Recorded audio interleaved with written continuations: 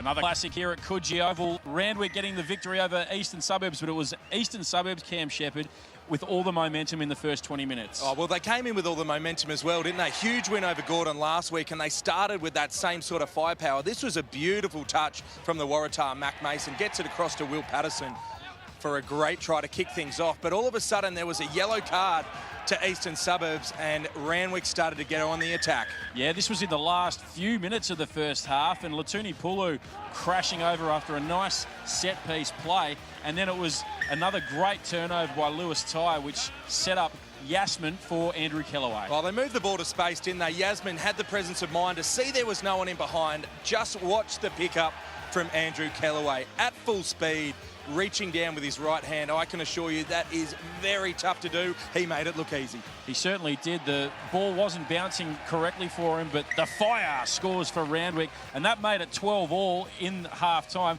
Eastern Suburbs came out in the second half, and it was an error setting up Croke. Well, just watch this for a bit of magic. He palms away the defender and regathers all in one move. Absolutely beautiful play.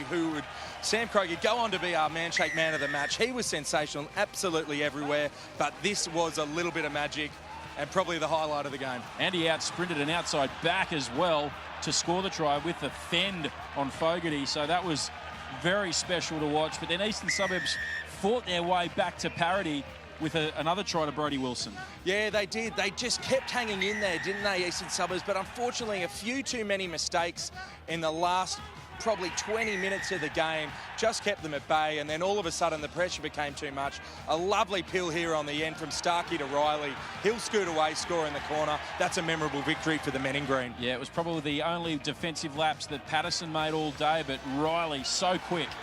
Yeah, he was. Patterson caught on his heels. Lovely play from the Wicks, big win.